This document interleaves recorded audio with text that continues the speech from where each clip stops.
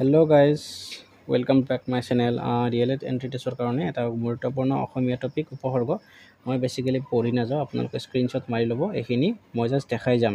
কিয়নো আপোনালোকে পঢ়াটো বেছি ইম্পৰ্টেন্ট আপোনালোকে পঢ়িলে আপুনি তাৰ পৰা বুজি পাব আৰু আপোনালোকে পৰীক্ষাত এনসাৰ কৰিব পাৰিব এখিনি সংস্কৃত উপসৰ্গ আপোনালোকে স্ক্ৰিনশ্বট মাৰি পঢ়ি ল'ব দেই মই গাইজ পঢ়ি নিদিও কাৰণ মোৰ এতিয়া বস্তুখিনি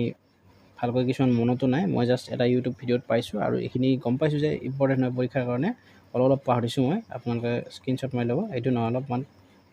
ইয়াৰ পৰা আছে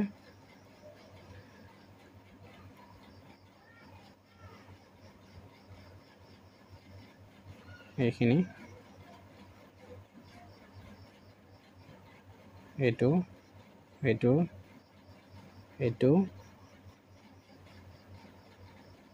19-20 তাৰ পিছত আহিল অসমীয়া উপসৰ্গ সংস্কৃতখিনি শেষ হোৱাৰ পিছত এইটো এইখিনি এইবিলাক উদাহৰণৰ পৰা ভালেখিনি কোৱেশ্চন অহা দেখা যায় কিন্তু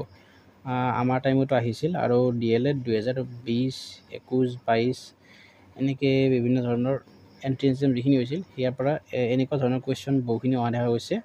আমাৰ টাইমতো আহিছিল তাৰ পিছত এইখিনি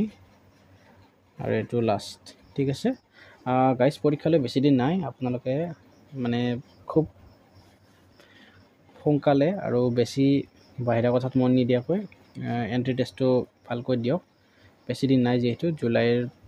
কিমান তাৰিখ আছিল পাহৰিলো 12 নে কিবা তাৰিখ আছিল এক্সাম আছে আৰু বেষ্ট অফ লাক থাকিল সকলোৱে প্ৰিপাৰেচন একদম জোৰদাৰ চলাই থাকক ঠিক আছে আৰু কিবা নজনা কথা আছে মোক সুধিব আৰু মই যদি কিবা আৰু ইম্পৰ্টেন্ট ধৰণৰ বস্তু পাও যিখিনি ইম্পৰ্টেন্ট সেইখিনি মই দি যাম আৰু আপোনালোকে নিজৰ প্ৰস্তুতি নিজে চলাই থাকিব ঠিক আছে ইয়াত সম্পূৰ্ণ মানে হেৰি কৰিব নালাগে আপোনালোকৰ নিজৰ যিখিনি ষ্টাডি সেলফ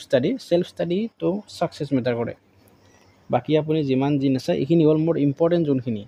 আপুনি নিজাকে সেলফ ষ্টাডি কৰিবই লাগিব কাৰণ এতিয়া 6 ৰ পৰা 10 লৈকে হিষ্ট্ৰী একো নজনাকৈ পঢ়িবৰ কাৰো সময় নাই এতিয়া নিজে পঢ়িব লাগিব এটোৱে বস্তু ঠিক আছে গাইস চেনেল ভিডিওটো যদি ভাল লাগিল লাইক কমেন্ট শেয়াৰ কৰি থব আৰু এডুকেশ্যন ৰিলেটেড পাই থাকিবলৈ মোৰ চেনেলটো সাবস্ক্ৰাইব কৰিব নাপাহৰিব ঠিক আছে ধন্যবাদ